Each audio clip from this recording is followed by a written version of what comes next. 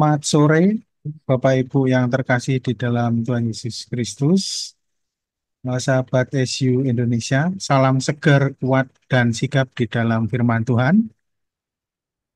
Puji syukur saat ini kita bisa bertemu kembali di dalam ruang Zoom meeting untuk berdiskusi bersama. Saat ini kita akan membicarakan suatu topik yang sangat sangat menarik, yaitu sudahkah yang terbaik kuberikan? Waktukah, tenagakah, dana atau uangkah? Tema ini kami angkat untuk memperdalam pergumulan kita semua tentang apa arti panggilan hidup berpelayanan bagi kita semua di dalam jalan yang telah Tuhan tunjukkan bagi kita. Dan saat ini Bapak Ibu sudah hadir Ibu Evangelis Inawati Teddy. Selamat sore Ibu Inawati Teddy. Selamat sore Pak, selamat sore semua. Ya, senang bisa bertemu kembali Ibu Inawati. Baik, Ibu Inawati tadi ini kita sudah mengenal beliau ya, karena seringkali kita meminta tolong beliau untuk berbagi ilmu di dalam sejenak bersama Scripture Union Indonesia. Beliau adalah dosen pengajar Perjanjian Lama di STT Reform Indonesia. Oke, baik Bapak Ibu, kita akan berdoa terlebih dahulu. Mari kita berdoa, saya antarkan. Ya Tuhan, kami sangat bersyukur atas penyertaan-Mu di dalam hidup kami.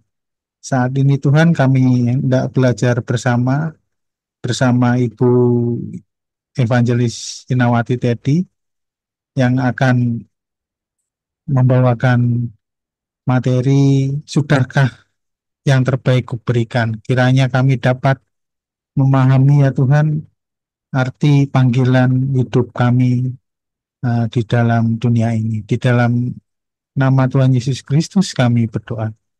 Amin. Baik, silakan Ibu Inawati tadi.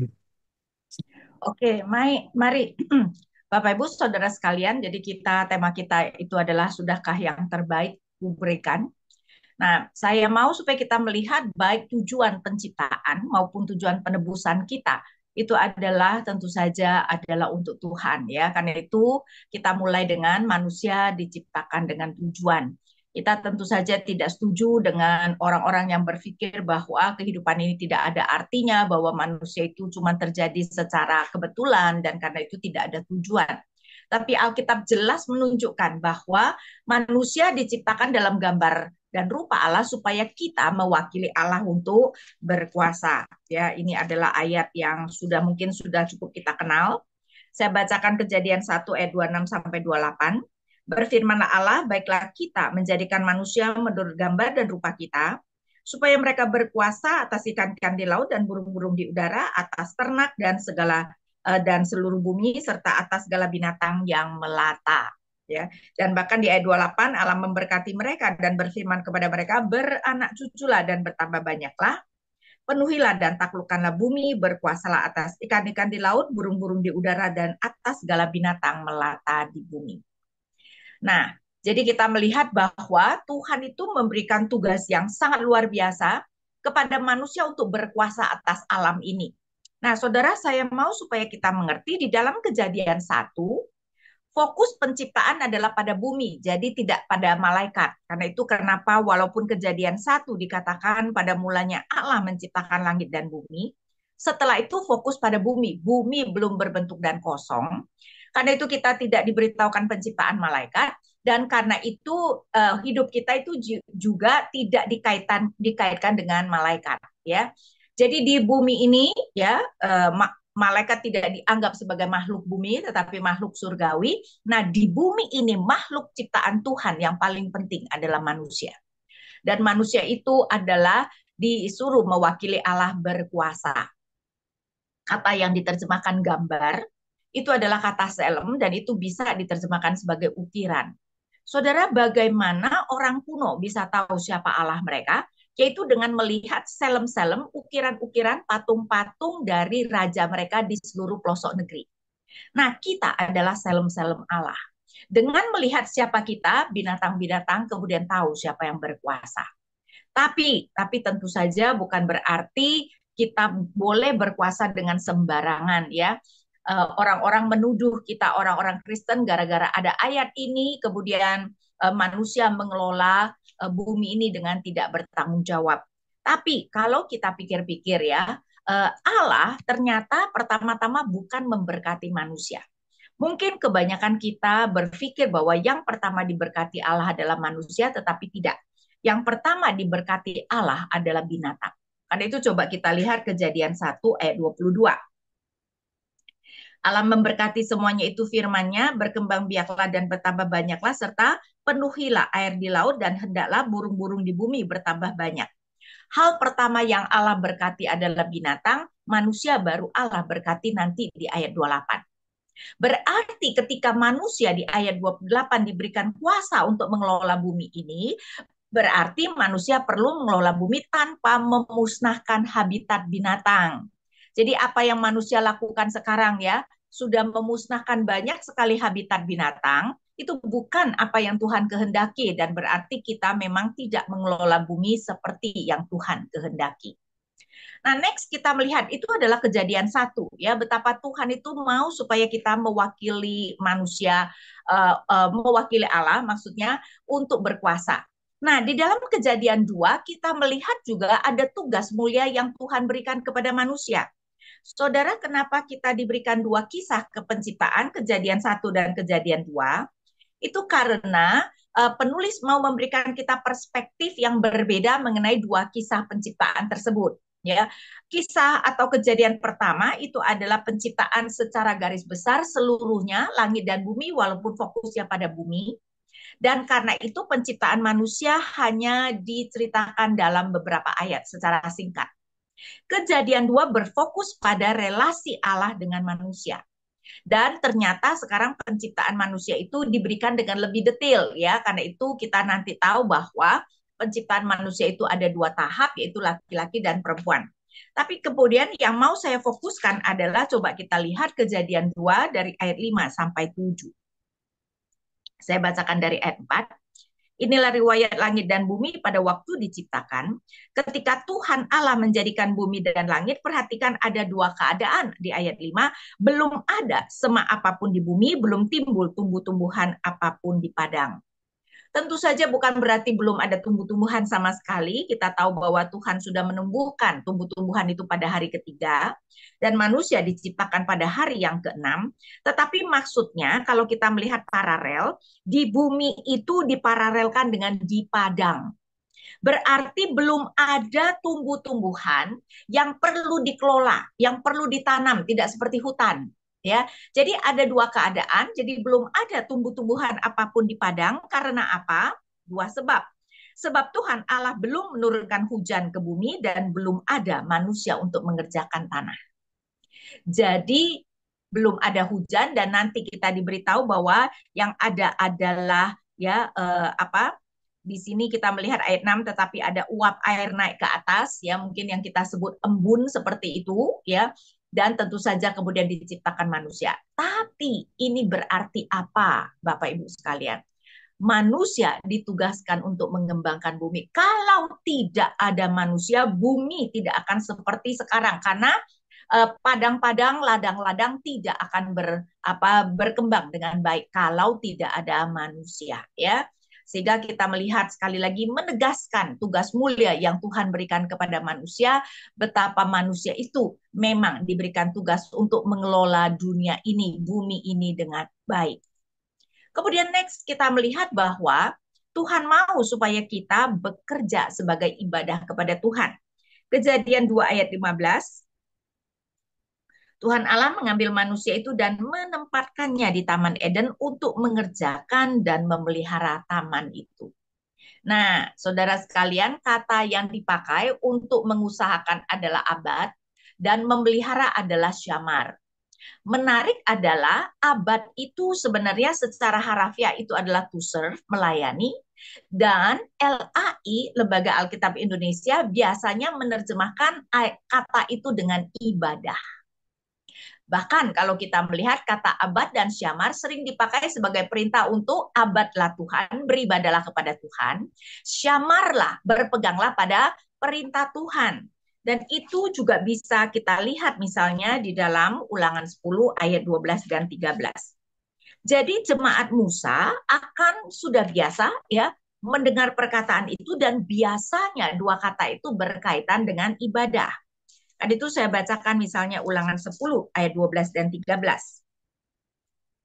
Sekarang hai orang Israel, apa yang dituntut Tuhan Allahmu darimu selain takut akan Tuhan Allahmu, hidup menurut segala jalannya, mengasihi Dia, beribadah, yaitu abad kepada Tuhan Allahmu dengan segenap hatimu dan dengan segenap jiwamu, ayat 13, serta berpegang pada perintah, berpegang, syamar, ya, berpegang pada perintah dan ketetapan Tuhan yang kusampaikan kepadamu.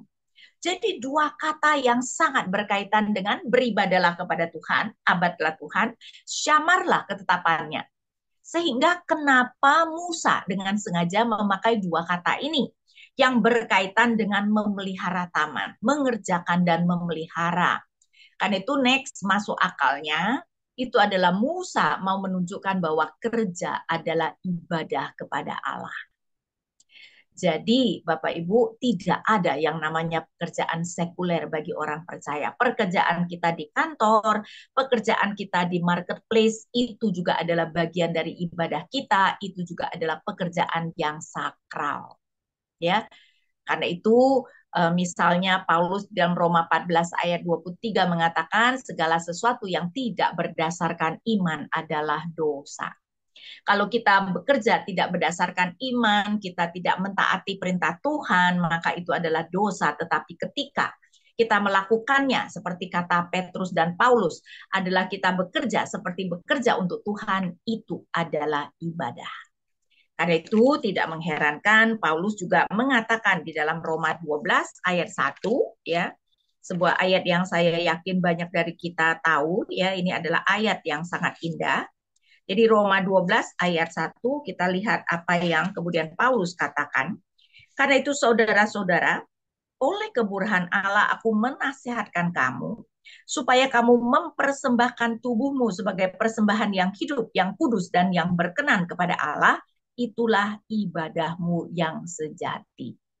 Jadi walaupun ibadah minggu tentu saja itu sangat penting, tetapi jangan berpikir bahwa kita hanya perlu beribadah kepada Tuhan pada hari Minggu, sedangkan Senin sampai Sabtu kita hidup untuk diri kita. Tidak. Seluruh hidup kita adalah ibadah kepada Tuhan. Apapun yang kita lakukan, ketika kita bekerja di marketplace, ketika kita membina keluarga, ya, ketika kita kemudian berelasi dengan orang-orang tetangga dan sebagainya, itu semua adalah ibadah kepada Tuhan karena seluruh hidup kita adalah ibadah kepada Tuhan. Next, kemudian kita melihat masih di dalam Kejadian 2, kita melihat ketaatan yang dituntut, ya, Kejadian 2 ayat 16 dan 17. Lalu Tuhan Allah memberi perintah kepada manusia, firman-Nya, buah dari semua pohon dalam taman ini boleh kau makan dengan bebas. Tetapi buah dari pohon pengetahuan tentang yang baik dan yang jahat jangan kau makan, sebab pada saat engkau memakannya, engkau pasti mati. Nah, kita perlu melihat ini sebagai ujian ketaatan. Karena apa? Karena sebenarnya ini sangat mudah dilakukan kalau Adam mau melakukan. Buktinya kita melihat beberapa ayat sebelumnya, yaitu Kejadian 2 ayat 9. Lalu Tuhan Allah menumbuhkan dari tanah berbagai pohon yang menarik dan baik untuk dimakan buahnya. Saudara, berbagai macam pohon yang baik dan menarik. Baik dan menarik, apakah ini adalah dua kata yang sinonim? Tidak, ya. Baik itu lebih ke arah baik untuk kesehatan, baik untuk pertumbuhan, terutama secara fisik. Menarik adalah untuk kenikmatan. Berarti Allah kita ya sebenarnya ya saudara-saudara adalah Allah yang begitu luar biasa. Menciptakan segala sesuatu bukan hanya untuk kebutuhan kita, tetapi supaya juga kita dapat menikmati. Ya, menikmati Dia, menikmati pemberian-pemberiannya.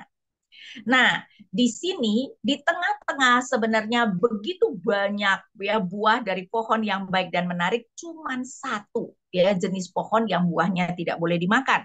Berarti mudah tidak? Itu adalah ujian yang sangat-sangat mudah.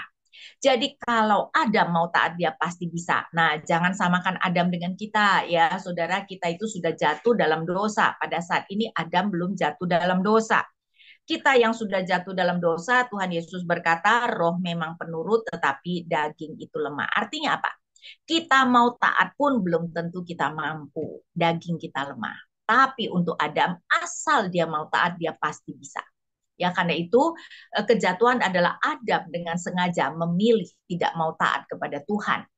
Karena dia memilih apa yang ditawarkan iblis, yaitu eh, ketika dia memakan buah dari pohon pengetahuan yang baik dan yang jahat, itu sebenarnya artinya kata kata mengetahui ya yang baik dan yang jahat itu artinya memilih atau menentukan. Dia memutuskan dia akan memilih atau menentukan sendiri apa yang baik dan yang jahat, berarti dia memutuskan untuk tidak mau taat kepada Tuhan. Jadi Adam diberikan ujian ketaatan ya dan ujian yang sangat mudah.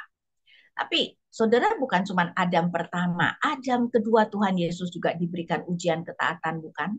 Kan itu kalau kita membaca Injil ya, dari awal sekali, bahkan dari umur 12 ya, dan kita tahu hanya ada satu peristiwa yang dicatat ketika Tuhan Yesus berumur 12, yaitu ketika dia dibawa ke bait Allah.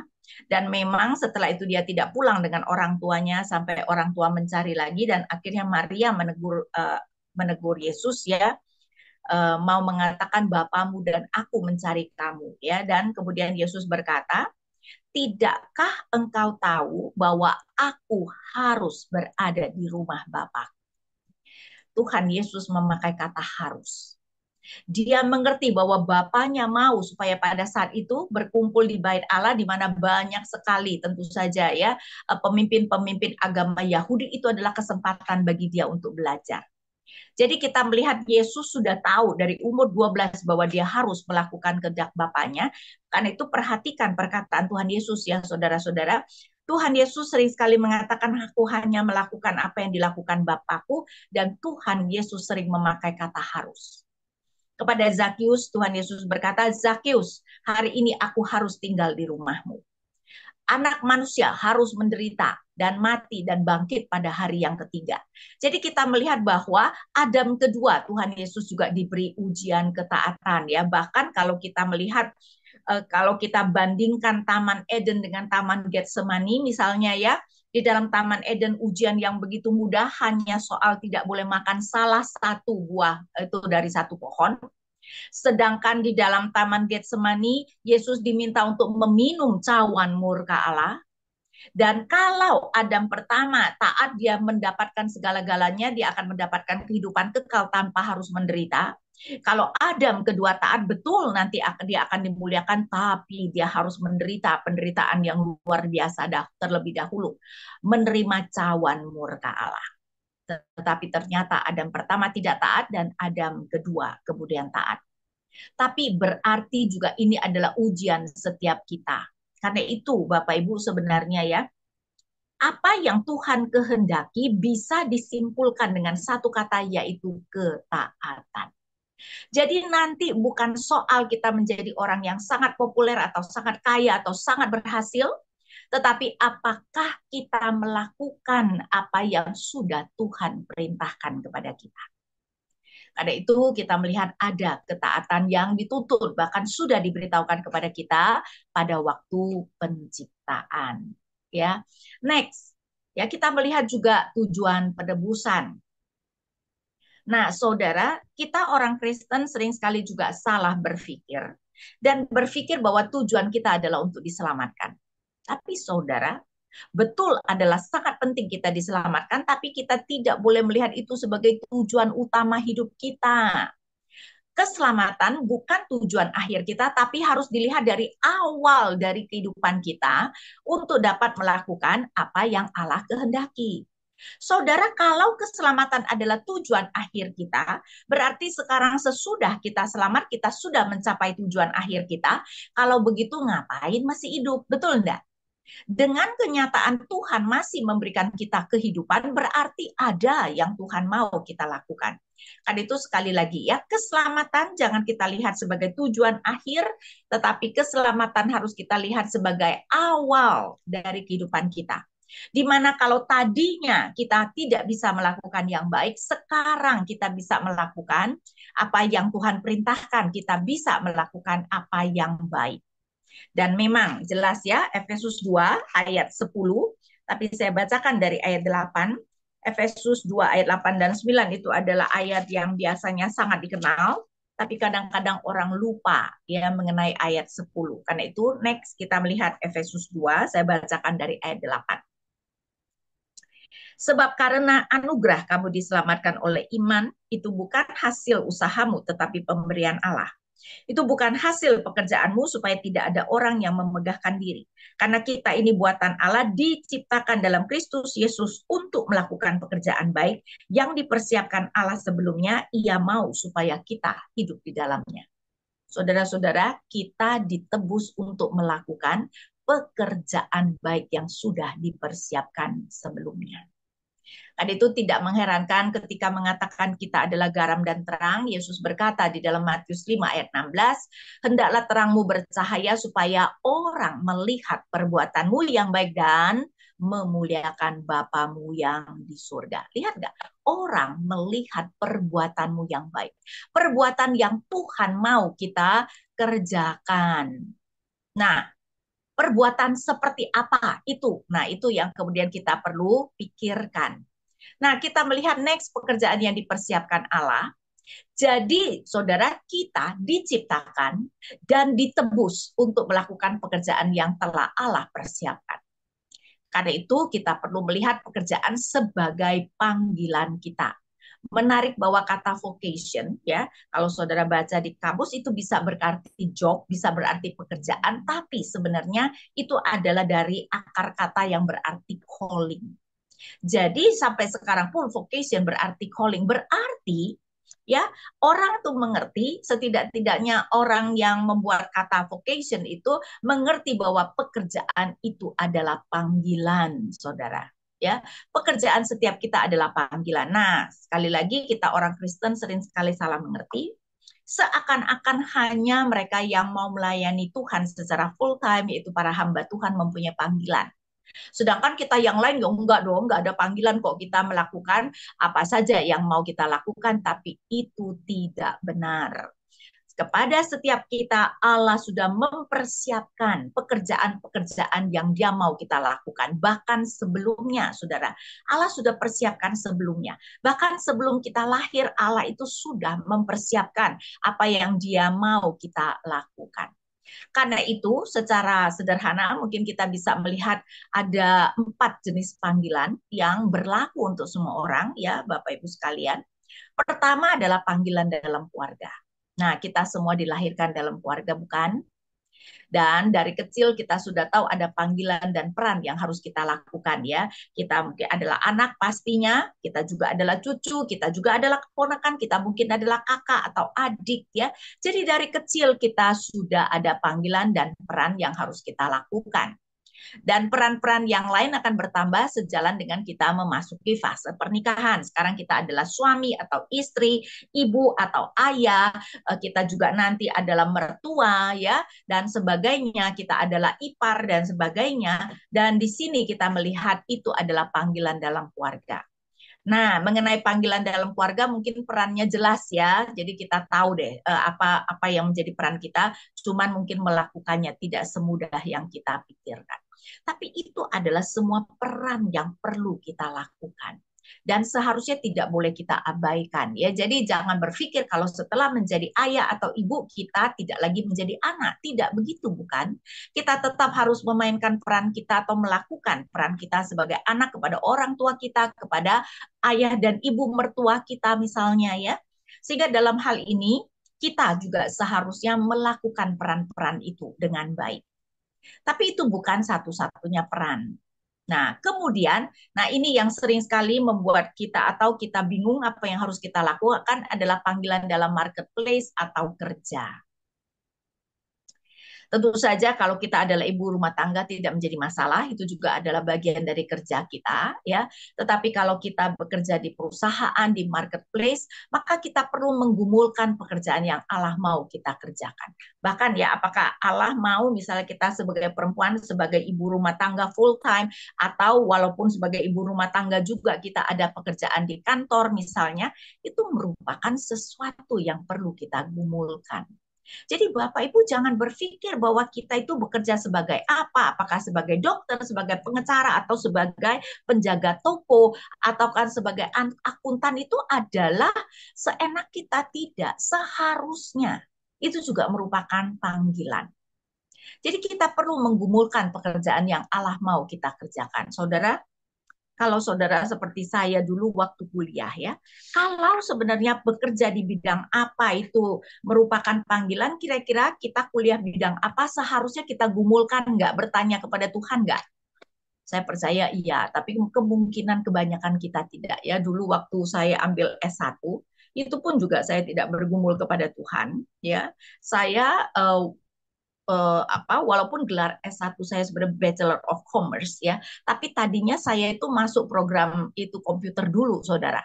Karena pada waktu itu tahun 80 komputer itu baru mulai banget ya, dan tentu saja masa depan kelihatannya begitu cerah, dan seperti yang lain saya juga berpikir waduh ini adalah bidang yang nanti kalau saya sudah lulus saya bisa dapat pekerjaan yang mendapatkan gaji yang besar, dan itu adalah alasan satu-satunya saya memilih. Ternyata saya kagak cocok saudara ya, karena itu akhirnya pindah ke bidang commerce. Commerce itu lebih ke arah keuangan seperti itu. Nah di situ kita melihat bahwa sering sekali kita itu tidak menggumulkan, berpikir ya kita berpikir aja apa yang menguntungkan bagi kita, tapi sebenarnya itu adalah panggilan dan perlu kita gumulkan. Karena itu bagaimana cara kita menggumulkan, lihat talenta atau bakat yang kita miliki. Ternyata saya tidak punya bakat saudara soal komputer ya, sehingga pada waktu itu kalau mereka yang berbakat kan disuruh bikin program tuh, waktu itu masih pakai basic dan sebagainya, bukan seperti sekarang ya begitu canggihnya. Mereka itu bisa melakukan satu program itu dengan mungkin cuma 20-30 baris, saya harus memakai 100 baris tuh untuk supaya bisa menghasilkan program yang sederhana. Karena apa? Tidak punya bakat di sana. Jadi saudara kita perlu melihat talenta atau bakat yang kita miliki ya. Jadi kalau tidak punya bakat menyanyi, janganlah bercita-cita jadi penyanyi gitu kan ya. Jadi kita perlu melihat itu. Tapi tentu saja pastikan pekerjaan yang sesuai dengan prinsip kebenaran firman.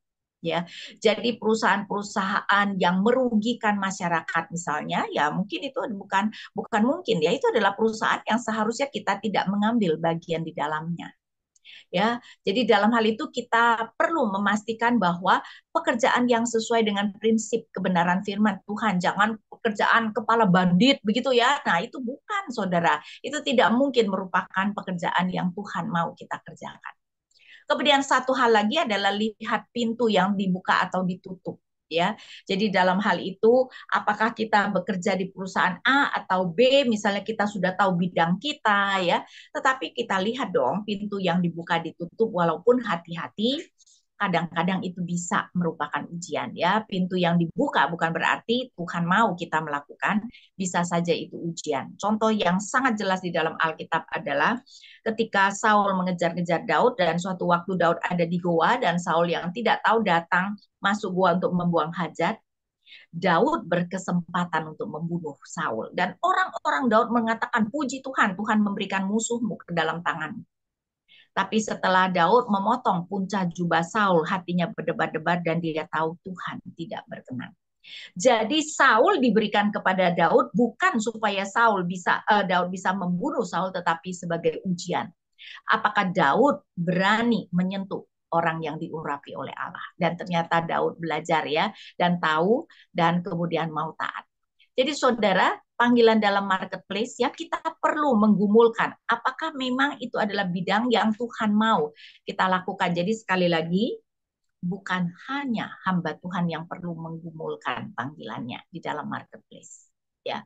Nah, yang ketiga adalah panggilan sebagai anggota gereja. Saudara, setiap kita adalah anggota gereja dari gereja lokal kita. Paulus memakai ilustrasi bagaimana ada yang menjadi mata, ada yang menjadi telinga, tangan dan kaki dan sebagainya. Nah, kalau kita melihat anggota tubuh ya, Saudara ya, tidak ada anggota tubuh yang tidak berfungsi, bukan? Setiap anggota tubuh itu ada fungsinya. Karena itu kita perlu mencari tahu pelayanan yang Allah mau kita kerjakan dalam gereja. Memang tidak semua kita harus menjadi penatua atau diaken, ya, atau menjadi hamba Tuhan. Tapi setiap kita seharusnya ada pelayanan di dalam gereja. Saudara, sekarang ini ya, coba ya di dalam gereja, berapa banyak sih jemaat yang aktif, berapa persen? Saya rasa bisa 20-30% saja sudah bagus. Jarang yang mungkin lebih dari 50%.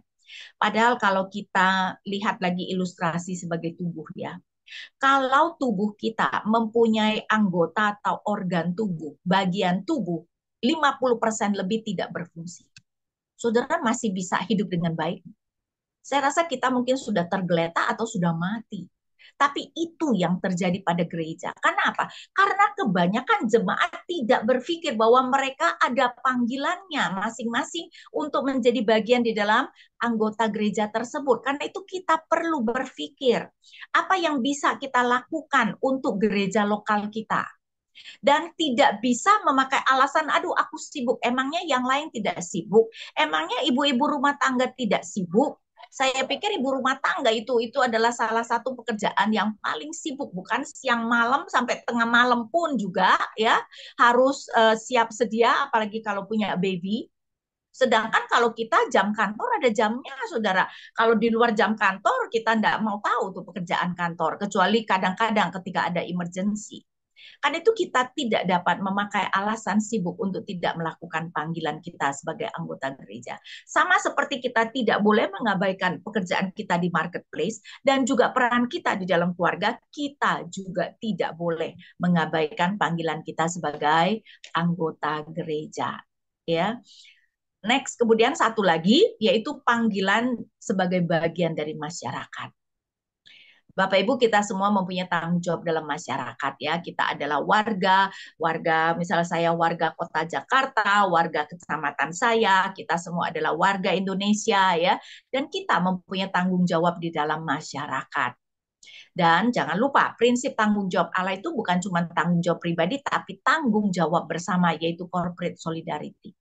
Saudara tahu nggak, kalau di Alkitab, kalau satu orang berbuat dosa, Allah menganggap semuanya berdosa. Dan itu jelas sekali ketika akan mengambil barang-barang Yeriko. Dan itu saya bacakan satu ayat saja, Yosua 7 ayat 1. Dan kalau saudara mendengarkan dengan teliti, ya, maka bisa mendapatkan prinsip yang indah, yaitu berbicara tentang tanggung jawab bersama yang Tuhan inginkan. Orang Israel berlaku tidak setia mengenai barang-barang yang dikhususkan untuk dimusnahkan itu.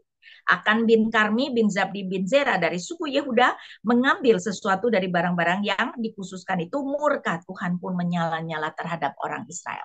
Akan yang mengambil, tetapi Tuhan berkata orang Israel berlaku tidak setia dan murka Tuhan menyala-nyala terhadap orang Israel. Karena itu ketika mereka kemudian bertemu dengan Ai yang sebenarnya lebih kecil daripada Yeriko, mereka kalah. Karena ada satu anggota yang tidak taat. Dan bagi Tuhan itu adalah seluruh jemaat tidak taat. Karena itu ada pepatah kuno yang berkata, it takes a village to raise a child. Diperlukan satu kampung untuk membesarkan satu anak. Dan itu adalah prinsip yang sangat benar, bukan? Anak kita tidak hanya dipengaruhi oleh kita, anak kita dipengaruhi oleh masyarakat di mana kita berada.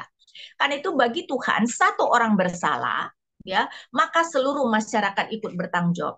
Saudara, di dalam gereja gereja reform yang di luar ya, ketika saya sekolah di luar, saya pergi ke gereja reform yang di Amerika ya. Menarik, dan reform kan percaya dengan baptisan anak. Pada waktu anak dibaptis, pendeta akan bertanya siapa yang akan bersama-sama dengan orang tua anak itu membesarkan anak itu. Bapak Ibu tahu siapa yang angkat tangan? Seluruh jemaat. Artinya apa? Kalau sampai anak itu nanti rusak ya, siapa yang harus bertanggung jawab? Seluruh jemaat. Nah, itu adalah prinsip Tuhan, corporate solidarity, tanggung jawab bersama.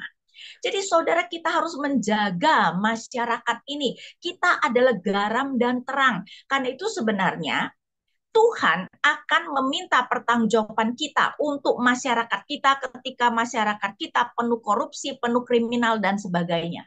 Berarti kita sebagai orang Kristen tidak melakukan tugas kita sebagai garam dan terang. Ya, jadi kita pun harus mengerti bahwa ada panggilan sebagai bagian dari masyarakat. Nah, karena itu kepada tema kita next, apakah kita sudah melakukan yang terbaik? Ya, dengan tenaga kita, dengan dana kita, dengan waktu kita. Artinya apakah kita sudah melakukan semua peran yang Tuhan mau kita lakukan tersebut? Kan itu kita perlu bertanya apakah kita sudah menggumulkan apa yang Allah mau kita kerjakan dalam setiap aspek. Saudara ya, setiap aspek, bukan hanya sebagai anggota keluarga atau bukan hanya sebagai seorang pekerja atau bisnismen. Kita punya tanggung jawab dengan dalam gereja kita punya tanggung jawab di dalam masyarakat, dan setiap itu kita harus mempertanggungjawabkan. Mungkin memang setiap kita harus menggumulkan keseimbangannya, ya. Jadi dalam hal itu kita perlu menggumulkan mungkin ya, ada apalagi kalau kita adalah misalnya single parent, tentu saja waktu untuk keluarga akan lebih, harus kita berikan lebih daripada kalau kita berdua dengan pasangan, ya. Kemudian juga kalau kita adalah pejabat negara, ya mungkin porsi untuk masyarakatnya itu berarti menggabungkan marketplace dengan apa yang menjadi tugas kita di dalam masyarakat, ya. Jadi setiap orang pasti punya porsi yang berbeda-beda, dan itu adalah urusan kita dengan Tuhan untuk membalancekannya, ya, memberikan keseimbangannya. Tetapi kita perlu menggumulkan, dan saya rasa masalah kita menggumulkan saja tidak. Saya rasa itu yang kemudian sering sekali menjadi masalah kita. Ya, kan itu apakah kita sudah mempergunakan waktu, tenaga, dan dana kita untuk melakukan apa yang Allah mau kita kerjakan. Dan saya akan menutup dengan membaca Mazmur 127 ayat 1 dan 2. Mazmur 127 ayat 1 dan 2, dan saudara nanti diberikan kesempatan untuk boleh bertanya, ya. Saya bacakan Mazmur 127 ayat 1 dan 2. Jikalau bukan Tuhan yang membangun rumah, sia-sialah jeripaya orang yang membangunnya. Jikalau bukan Tuhan yang mengawal kota, sia-sialah pengawal berjaga-jaga. Sia-sialah kamu bangun pagi-pagi dan baru beristirahat sesudah larut makan untuk mencari nafkah dengan jeripaya, sebab kepada yang dicintainya Tuhan memberi pada waktu tidurnya. Saudara, ini bukan dalam arti bahwa orang yang tidak percaya tidak bisa membangun kota dan rumah. Kita jelas tahu orang tidak percaya bisa membangun rumah yang jauh lebih indah dari kita orang percaya, ya. Bahkan bisa membangun kota-kota. Tetapi ini mau menunjukkan bahwa sia-sialah jeripaya kita membangun sesuatu jika bukan Tuhan yang membangun, yaitu dalam arti sekali lagi bukannya orang percaya tidak bisa membangun rumah atau kota atau apa saja, tapi berarti bahwa apa yang mereka bangun menjadi sia-sia karena Tuhan tidak berkenan. Bapak Ibu, kita bisa memakai waktu, tenaga, uang kita untuk diri kita sendiri dan kita bisa sukses di mata dunia. Tetapi itu adalah sia-sia di mata Tuhan. Karena apa? Karena itu bukan apa yang Tuhan mau kita kerjakan. Dan akhirnya semuanya itu menjadi sia-sia. Ya, karena itu ayat-ayat ini mau mengingatkan kepada kita. Kita mau supaya apa yang kita lakukan tidak sia-sia, maka kita harus memastikan bahwa apa yang kita lakukan adalah apa yang Tuhan mau kita kerjakan. Karena kalau tidak, walaupun kelihatannya sangat berhasil, semuanya itu adalah sia-sia. Oke, saya berikan kesempatan sekarang untuk boleh bertanya.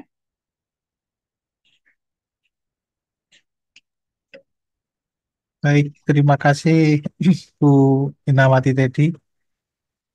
Sangat menarik Bapak Ibu apa yang sudah disampaikan oleh Ibu Inawati Tedi, dan tentunya eh, menginspirasi kita ya untuk mengeksplorasi lebih di dalam diri kita apa yang dapat kita lakukan untuk Tuhan dan sesama, mungkin seperti itu.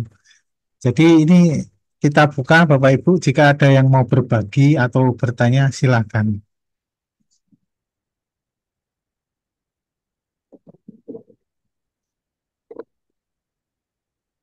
Bisa langsung open mic dan bertanya atau raise hand dulu atau menuliskan di kolom chat pertanyaannya. Silakan Bapak Ibu.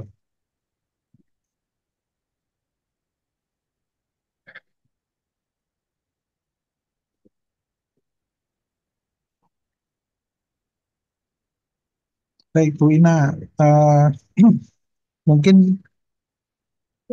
perlu digali lebih dalam Bu untuk bagaimana relasi ini kita, kalau di kalau pertanyaan dari saya soal struktural sih Bu. Ini biasanya di dalam gereja itu memandang struktural gereja itu seperti apa dan berdasarkan paparan Ibu tadi eh, tanggung jawab atau peran apa saja yang eh, dapat dilakukan bersama. Misal di kemajelisan kita mengenal ada penatua, diaken, atau mungkin istilahnya beda-beda di masing-masing gereja, ada pertua atau kalau diaken mungkin sama.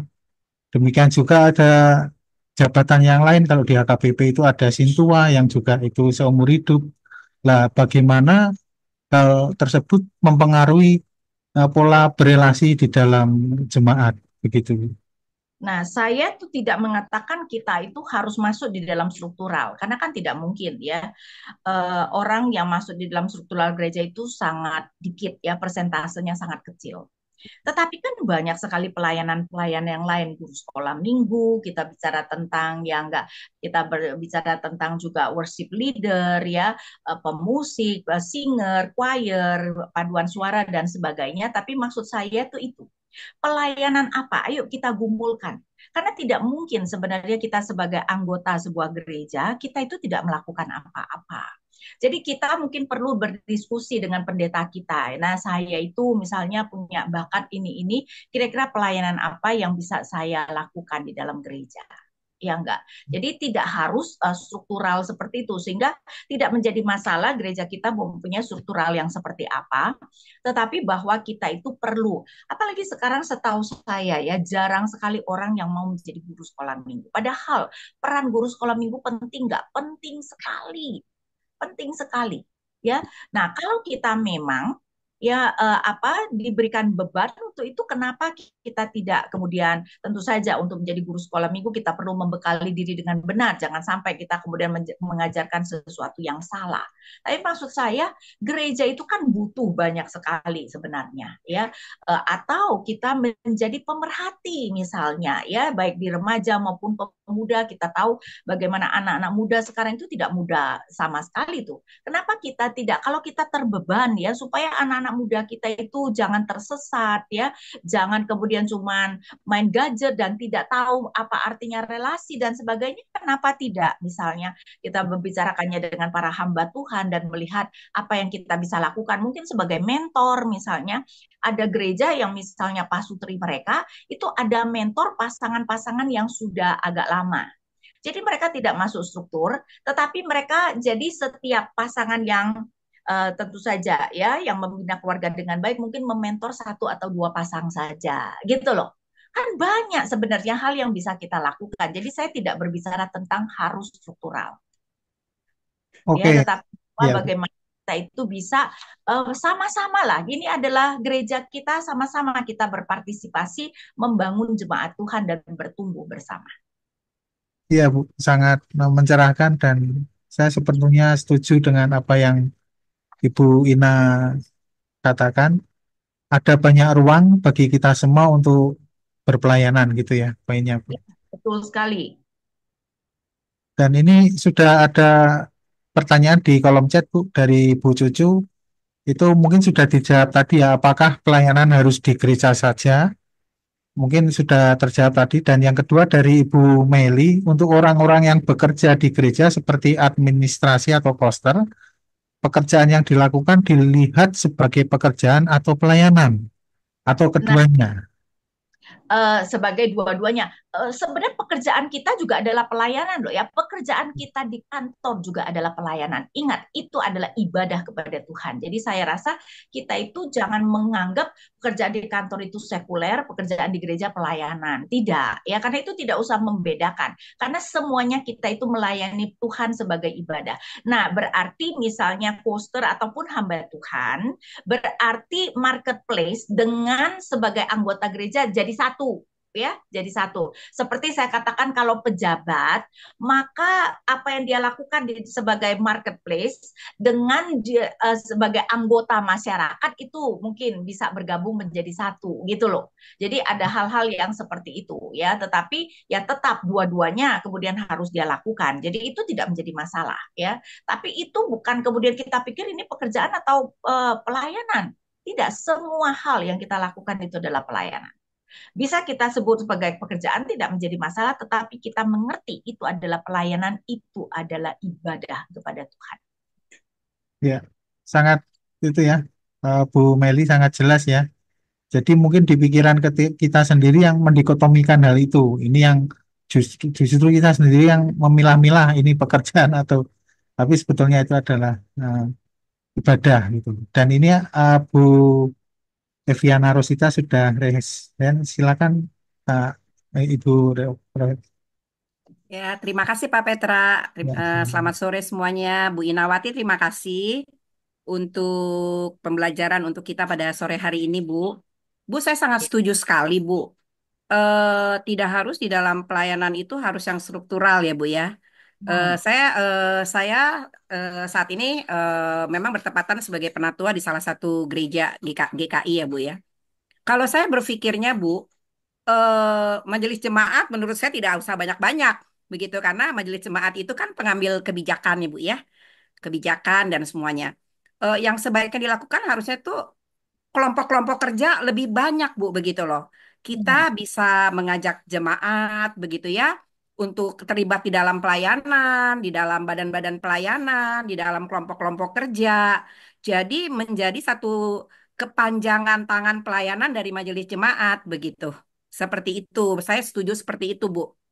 Hmm. Jadi tidak harus dalam struktural. Nah, nanti Hmm. di dalam hal-hal yang sudah dilakukan itu, kayak ada kelompok-kelompok kecil dan sebagainya, justru kita bisa mendapatkan eh, apa ya calon-calon majelis jemaat begitu, Bu. Jadi Hmm. sebenarnya tuh kayak apa ya? Kalau saya bilang kayak SOM, Bu, Sekolah Orientasi Melayani ya. Hmm. Tanpa di apa ya tanpa disengaja itu sebenarnya jadi salah satu bagaimana kelompok-kelompok kecil itu pokja-pokja itu menjadi sekolah orientasi melayani begitu. Nah, sangat setuju sekali dengan yang tadi Ina sampaikan. Hanya kalau saya lihat Bu, orang-orangnya itu lagi tuh Bu. Ya misalnya ya Bu ya di badan pelayanan, di kelompok kerja begitu ya. Jujur aja Bu, kadang-kadang yang usianya juga sudah agak sepuh-sepuh gitu ya Bu, yang lebih gimana ya, yang lebih mereka itu mungkin punya waktu begitu ya di gereja, ya memang yang muda-muda masih bekerja dan sebagainya. Tetapi saya melihatnya satu hal yang apa ya, sungguh anugerah gitu ya, di dalam usia indah mereka, di dalam setiap komitmen kesetiaan mereka, mereka tetap mau melayani Tuhan begitu. Yang mungkin kalau bagi saya di gereja saya itu yang perlu dibentuk adalah kelompok-kelompok kerja seperti itu sih Bu. Tadi dengan Hmm. masukan dari Bu Ina menjadi satu masukan yang baik untuk kita saya boleh memikirkan dan menindaklanjutinya begitu. Terima kasih Bu Ina tuh sharing dari saya dan terima kasih Bu ya. Makasih Terima Pak kasih. Petra. Mungkin saya komentar sedikit yang apa Ibu katakan itu yang bahwa itu orang yang itu aja yang melayani. Nah, karena itu saya pikir karena orang tidak mengerti bahwa kita itu semua mempunyai tugas yang Tuhan mau kita kerjakan termasuk di gereja. Jadi kita itu tidak boleh pikir, oh kalau itu mah bukan urusanku. Itu urusan orang yang terbeban aja gitu bukan. Dan itu karena itu kenapa saya mau mengatakan bahwa kita seharusnya mengerti setiap kita. Kalau kita adalah anggota gereja, berarti ada tugas yang harus kita lakukan untuk gereja. Karena karena itu analogi anggota tubuh kan nggak ada dong anggota tubuh yang kagak mau kerja. Gimana tuh kalau jantung berkata, aku nggak mau kerja loh ya. Atau mata berkata, aku nggak mau berfungsi lagi, kan celaka dong, betul nggak ya? Karena itu tidak mengherankan sekarang gereja seringkali tidak berfungsi dengan baik karena terlalu sedikit anggotanya yang mau melayani. Oke, terima kasih Bu. Oke, Terima kasih, Bu. terima kasih Bu Eviana Rosita untuk sharingnya. Ada juga dari Bu Anikian di kolom chat Bu, tapi ini syukur dan sekaligus request Bu. Terima kasih Bu Ina untuk materinya yang luar biasa. Kesadaran tentang apa maksud Tuhan bagi hidup kita sangat penting dan itu yang mungkin sekarang pudar dari hidup kita. Bisakah lain kali Ibu Ina membawakan materi untuk guru sekolah minggu? Jadi langsung diminta ini Bu. Saya tuh Aja, selama Bu. jadwalnya memungkinkan, pasti saya itu mau, apalagi guru-guru sekolah minggu. Karena menurut saya guru-guru sekolah minggu itu perlu dibekalin ya, supaya ketika mereka mengajar anak-anak sekolah minggu, mereka bisa mengajar dengan baik ya. Jadi saya itu mau sekali kalau memang jadwal memungkinkan ya. Ya, ya, sudah ada jawabannya ya Bu Anikian. Jadi silakan Bu Anikian nanti eh, mengontak Bu Ina gitu ya. Baik, apakah ada yang ingin sharing lagi Bapak Ibu atau berbagi pengalaman tentang eh, pelayanannya dan bagaimana kita akan mengupayakan suatu hal. Kalau dari saya lagi Bu Ina ini mungkin untuk yang usia lanjut atau di kami disebutnya itu adiuswo gitu ya.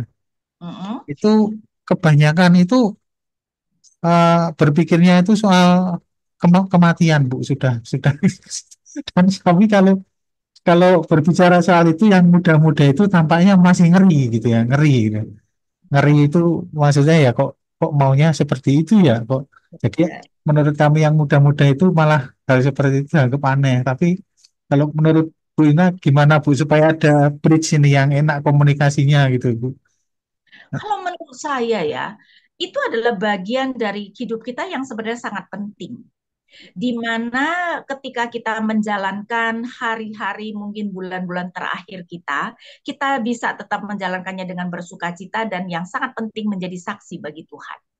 Karena itu kalau misalnya yang mereka itu mulai memikirkan, saya rasa baik dong daripada kita itu menyangkal diri, oh enggak kita tidak bakal mati. Kan itu adalah suatu hal yang akan terjadi ya.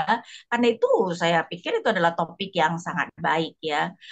Tentu saja kalau yang muda mungkin nggak terlalu memikirkan, karena itu memang baiknya juga cari pembicara yang mungkin memang sudah apa menggumulkannya ya atau sudah mulai memikirkan atau setidak-tidaknya memang sudah perlu memikirkan gitu kan ya enggak karena itu adalah bagian yang sangat penting yang perlu kita pikirkan tapi kan jangan salah loh kematian itu tidak hanya datang pada orang tua kematian itu terjadi bisa pada segala umur ya sehingga dalam hal itu yang muda-muda juga perlu memikirkan karena itu pengkhotbah mengatakan lebih baik pergi ke rumah duka daripada ke tempat pesta.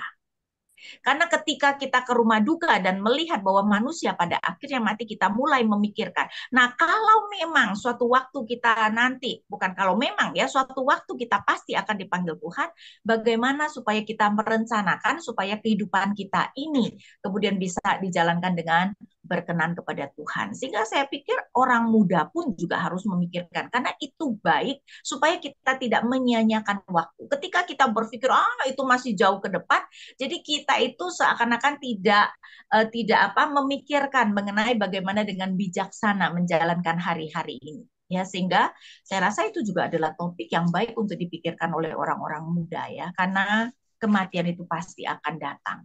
Dan Tuhan Yesus berkata, bekerjalah selagi hari masih siang.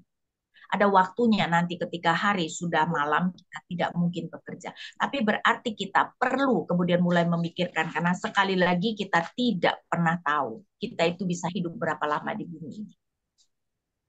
Iya Bu. Kalau boleh berlanjut Bu itu mengelola pastoral kedukaannya itu eh, berarti itu berdasarkan kategorial atau bagaimana Bu? Yang terlibat di dalamnya maksudnya. Kalau kita mau bikin tim pastoral kedukaan ini, jadi itu juga perlu melibatkan anak-anak muda ya berarti ya, kayak seperti itu. Iya, menurut saya baik dong ya supaya mereka itu mulai menyadari karena memang sangat baik kok ke rumah duka itu membuka wawasan seseorang ya. Ke rumah pesta cuman ingat aku mau ngantri makan ini dan itu ya enggak. Iya. Tetapi rumah duka membuat kita kemudian merenungkan arti kehidupan. Kan itu baik untuk orang muda supaya jangan dia berpikir ah aku masih muda dan dia kemudian tidak bijaksana di dalam menjalankan hidup. Iya. Oke, makasih Bu Ina. Masih ada lagi Bu dari Pak Jeffrey. Mau tolong tanya Bu Ina, bila seseorang karena keterbatasan waktu pekerjaan yang sibuk tidak sempat melayani di gerejanya, tapi dia melayani gereja dengan jadi mendukung dana rutin untuk program-program gereja, apakah ini juga sudah bisa disebut dia melayani walaupun hanya bisa dengan dana? Terima kasih Bu Ina. Sebenarnya kita juga selalu bisa melayani dengan doa dan tentu saja melayani dengan dana juga itu adalah melayani. Tapi yang paling penting adalah kita perlu bergumul dengan Tuhan. Apakah memang porsi itu yang Tuhan mau kita layani? Apakah ada porsi yang lebih yang Tuhan mau kita layani di gereja? Karena itu sebenarnya kenapa saya mengatakan itu adalah panggilan. Berarti kita berkewajiban menggumulkannya dengan Tuhan, bukan berdasarkan kesibukan kita, kita mutusin sendiri. Ya enggak. Karena itu saya menekankan bahwa semua ini adalah bagian dari panggilan Tuhan. Jadi setiap kita harus menggumulkan dengan Tuhan. Dan kalau kita sudah dengan jujur menggumulkan, dan sepertinya Tuhan berkata, oke, untuk sementara ini itu yang aku harapkan kamu lakukan, ya berdoa, bersumbangsi di dalam dana, ya maka it's okay. Jadi setiap orang itu pasti Tuhan mempunyai porsi yang berbeda-beda. Dan saya pikir di dalam tahap kehidupan kita yang berbeda-beda, keseimbangan yang berbeda-beda juga mungkin Tuhan akan minta. Ya, jadi maksudnya Tuhan mau supaya kita melakukan keseimbangan yang berbeda-beda, porsi-porsi yang kemudian bisa berubah-ubah. Ya, jadi pertanyaan itu bukan untuk ditujukan kepada saya, tetapi seharusnya ditujukan kepada Tuhan. Oke, sudah jelas ya Pak Jeffrey. Jadi itu perlu dipergumulkan lebih lanjut apakah hal yang seperti itu memang diperkenan oleh Tuhan gitu ya. Dan ini pertanyaan terakhir Bu. Apakah ini namanya enggak mau disebutkan chat personal ke saya?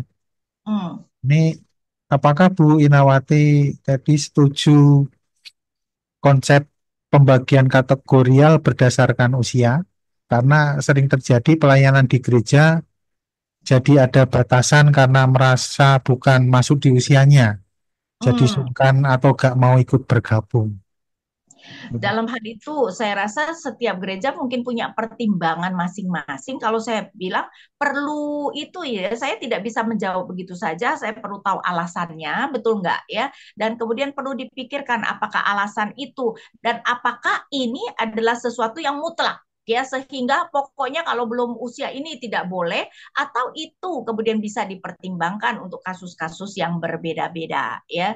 Jadi eh, saya pikir mungkin perlu dipertimbangkan dalam banyak hal dan karena saya tidak tahu apa itu saya rasa tidak bijaksana kalau saya berkomentar ya. Oke, ya. Ya, terima kasih Bu Inawati Teti. Dan Bapak Ibu, apakah ada yang mau bertanya lagi?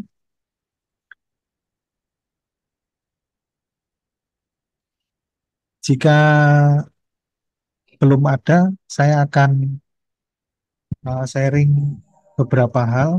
Yang pertama, kami mengucapkan terima kasih pada Ibu Inawati tadi karena telah hadir bersama kami di dalam program Sejenak Bersama Scripture Union Indonesia dengan judul Sudahkah yang terbaik kuberikan?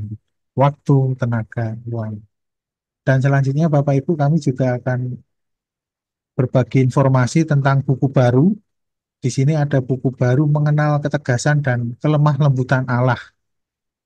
Jadi ini penting bagi kita dalam upaya supaya kita dapat mengenal Allah lebih baik lagi.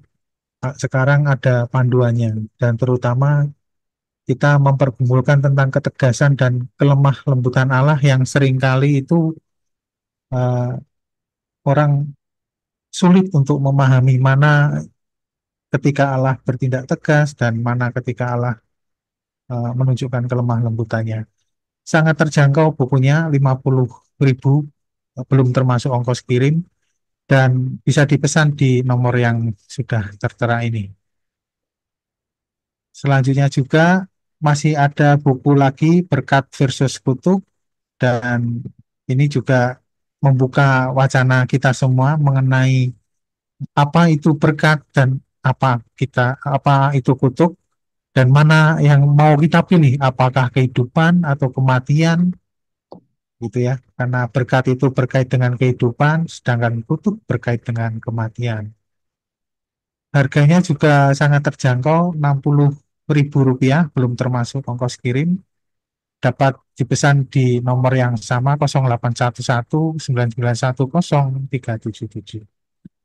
Dan selanjutnya Bapak Ibu, kami menginfokan juga untuk Jumat 27 September 2024, kita akan bertemu kembali dengan tajuk terapi musik untuk tumbuh kembang anak berkebutuhan khusus, dengan Kak Sapira Herta sebagai narasumbernya. Beliau ini adalah Direktur Musik Terapi Center Indonesia yang didirikan khusus untuk anak-anak berkebutuhan khusus. Jadi direkturnya langsung yang bersedia hadir bersama kita semua 2 minggu ke depan ya Bapak Ibu. Itu saja yang uh, kami bagikan. Dan selanjutnya kita akan mendengarkan dari Ibu Ina poin-poin penting apa saja yang perlu kita perhatikan mengenai memberikan yang terbaik. Dan silakan Bu Ina untuk memberikan statement yang powerful selama mungkin kurang lebih 1 atau 2 menit. Silakan Bu Ina. Oke, baik saudara-saudara sekalian, kita baik dicipta maupun ditebus itu bukan hanya supaya kita selamat saja, tetapi karena Tuhan mau ada tugas yang begitu mulia yang Tuhan berikan kepada setiap kita. Karena itu kita perlu menggumulkan setiap aspek dalam kehidupan kita ada panggilan Tuhan di dalamnya. Ada itu baik aspek keluarga, aspek di tempat kerja, marketplace, aspek sebagai anggota gereja dan sebagai anggota masyarakat. Karena itu kita itu tidak boleh berpikir ada aspek dalam hidup kita di mana kita melakukan apa yang kita kehendaki. Kita sudah ditebus oleh Tuhan Yesus, kita adalah milik Tuhan, dan karena itu seluruh hidup kita itu adalah ibadah kepada Tuhan. Apa artinya seluruh ibadah kita, seluruh hidup kita sebagai ibadah kepada Tuhan? Berarti di dalam seluruh hidup ini kita melakukan semuanya untuk Tuhan. Memakai waktu, tenaga, dan uang kita untuk Tuhan. Marilah kita ya menjalankan hidup yang lebih berkenan lagi kepada Tuhan, dan kita benar-benar berupaya untuk melakukan atau memberikan seluruh hidup kita ini untuk kemuliaan Tuhan. Nah, itu aja. Terima kasih Bu Ina, boleh ditutup di dalam doa Ibu. Baik, mari kita berdoa. Bapa kami yang di surga, kami bersyukur Bapa jika kami kembali boleh merenungkan bagaimana kami boleh memberikan yang terbaik, dan ampunilah kami Tuhan. Jika memang sering sekali terutama mungkin di dalam aspek marketplace tempat kami kerja dan juga di dalam gereja kami sering sekali tidak melihat itu sebagai panggilan yang harus kami kerjakan untuk Tuhan. Karena itu biarlah ketika kami menyadari itu, kami juga boleh mulai menggumulkannya, dan kiranya Tuhan yang boleh berbelas kasihan memberikan kepekaan kepada setiap kami, supaya kami boleh menjalankan setiap aspek dari kehidupan kami ini dengan lebih berkenan dan taat kepada Engkau. Dan kiranya Engkau yang boleh memberkati dan setiap usaha kami. Dan kami berdoa hanya di dalam nama Tuhan kami Yesus Kristus. Amin.